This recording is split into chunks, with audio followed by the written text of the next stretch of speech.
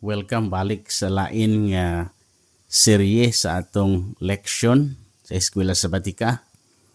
Kini nga quarter mahimong labing makapainteres kanato. Ang atong leksyon gisulat ni Sin Bonstra sa Voice of Prophecy. Usa ka maayo na kong higala.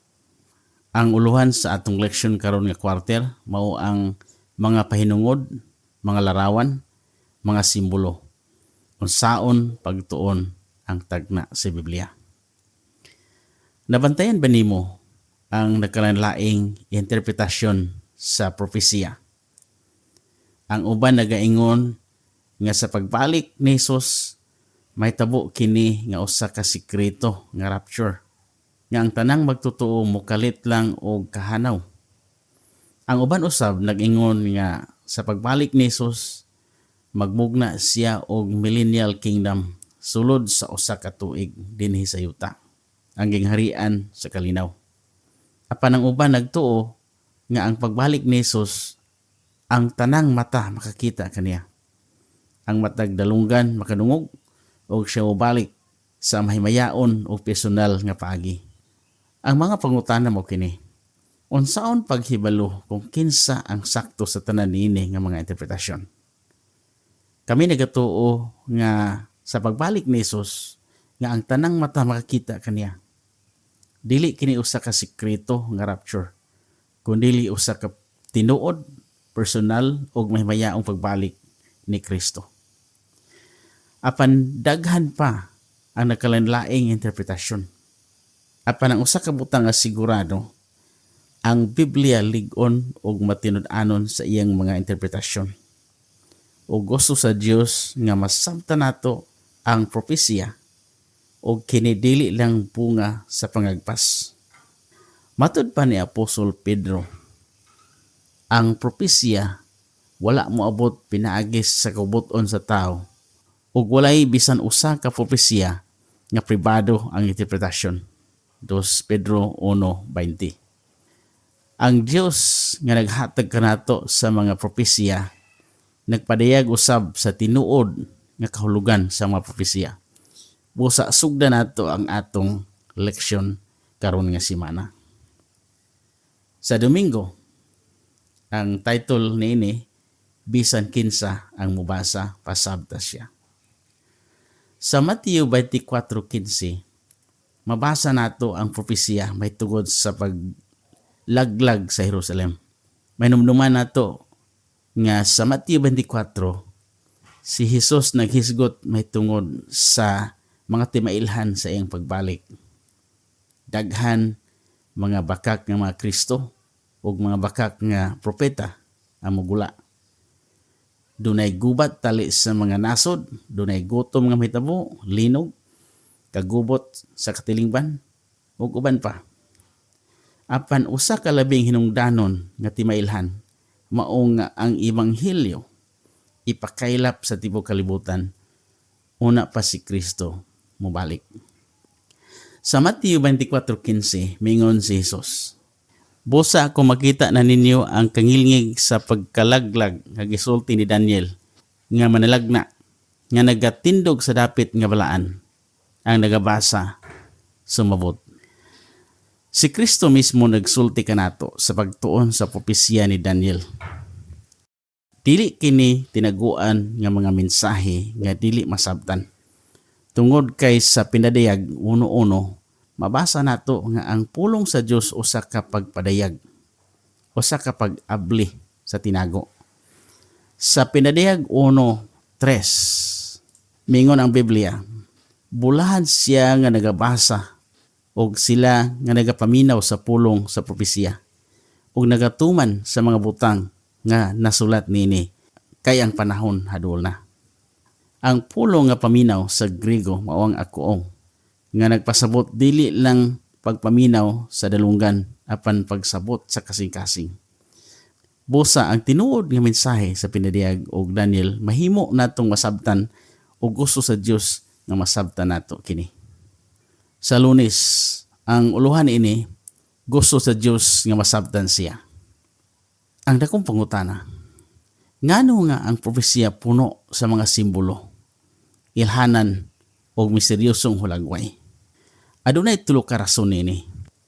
Number 1 nga rason, aron maprotektahan ang mensahe sa Dios. Ang propesya kasagaran naghisgot bahin sa mga gahom nga mopasipala ug mulutos sa katawhan sa Dios. Kung ipadayag kini sa iyano nga mga pulong, mahimo nga mas grabe pa ang pagpanglutos nga mahitabo sa atong kasaysayan. Ikaduhang rason, aron mapunting ang daghang kasayuran sa gamayng luna. Matud pa ni Confucius, ang usa ka hulagway takos sa usa ka libo ka mga pulong. Mao nga gigamit sa Dios ang mga simbolo aron mapadayag ang daghang mga kamatuoran o kasayuran sa mubura nga pamaagi o sa pagpamatuod. So mo na ikaduhang rason. Ang ikatulong nga rason, aron palig-unon ang atong pagpangita sa kamatuoran o ang atong pagtuon sa Biblia. Ang Diyos gusto nga magmatinud-anon kita sa pagtuon sa iyang mga pulong. O bisan asa nga imahe nga gihatag sa Diyos, ana usab ang yawi sa pagsabot niini. Sa Martes, ang uluhan ini, Daniel, takpi ang mga pulong. Ang Diyos nagpakita kanato sa Salmo 139, 1 padulong sa 6, o Salmo 147, 5. Nga siya nakasabot sa tanan o nakakita sa umalabot. Sa Amos 3:7 mingon ang Biblia, walay bisan unsa nga buhaton ang Ginoong Dios gawas nga iyang ipadayag ang iyang mga tinago sa iyang mga propeta. Kita makakita sa tin-aw nga propesya sa Daniel 2, ang dako nga larawan nga adunay ulo nga bulawan, mao kini ang Babylonia, dughan og bukton nga salapi nga mao ang Medo-Persia, tiyan og paa nga tumbaga nga mao kini ang Gresya, bitiis nga puthaw nga mao kini ang Roma, ug ang mga tiil nga puthaw ug lapok nga nagsimbolo kini sa divided nga gingharian sa Roma. Kini usab makita sa Daniel 7, pero sa Daniel 7 gamit na ang mga simbolo sa mananap. Leon, oso, leopard ug usa ka mapintas nga mananap nga adunay napulo ka sungay. Ang propesya adunay tin-aw nga mensahe. Si Kristo moanhi ug maghari sa walay katapusan. Sa Miyerkules, pagtuon sa pulong. Si William Miller, usa ka estudyante sa Biblia niadtong 1800 nga nagtudlo sa prinsipyo sa pagsabot sa propesya. Gihimo ni William Miller ang pagtuon sama sa pagsulbad sa usa ka jigsaw puzzle. Sa jigsaw puzzle kinahanglan tipuon o tapukon ang tanang bahin aron makakita kita sa dibuok nga hulagway. Sa 2 Timoteo kapitulo 3:16 mingon ang Biblia, ang tibuok nga kasulatan gibugna sa Dios ug may kapuslanan usab alang sa pagtudlo, sa pagbadlong, sa pagsaway, sa pagmatuto, sa pagamatarong. Si Jesus mismo nagpakita sa maong pamaagi. Sa Lucas 24:27, siya mikuha sa tanang propesya may tungod sa iyang pagkatao, kinabuhi o pagkabanhaw, o iyang gipatin-aw kini sa iyang mga tinun-an. Nawato kita sa Huwebes, simbolik o literal ba? Now ang pangutana, giunsa nato paghibalo kung literal o simbolik bango sa kabersikulo? Ang number 1 natong tanawon, pinaagi sa kasagaran nga pagsabot. Diha sa Biblia, kung imo makita ang usa ka mananap nga adunay 7 ka ulo ug napulo ka sungay, nga atong makita sa Pinadiag 13 bersikulo 1, klaro nga dili kini literal nga mananap kundi usa ka simbolo. Ikaduha nga tubag, pinaagi sa Biblia mismo. Ang Daniel 7:17 nag-ingon, kining dagkong mga mananap nga upat mao ang upat ka mga hari nga manindog dinhi sa yuta. Busa ang yawi sa pagsabot sa propesya anaa sa Biblia mismo.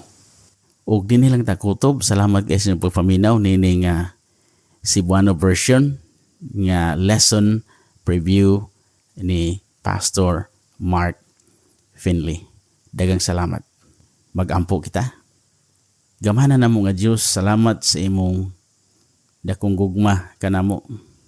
Salamat nining pagtuon Ginoo sa leksyon nga gi-share ni Pastor Mark Finley. Hinaut nga kini Ginoo maghatag kanamo og dugang kaalam og pagsabot Ginoo sa imong mga pulong. Ug hinaut nga kini Ginoo ang maggamit aron sa among pagkinabuhi niini naghinapos nga panahon. Ug pasayloa kami sa mga sala Ginoo. Tungod lamang sa ngalan ug gahom ni Ginoong Hesus. Amen. Peace from heaven in my soul. Jesus makes my spirit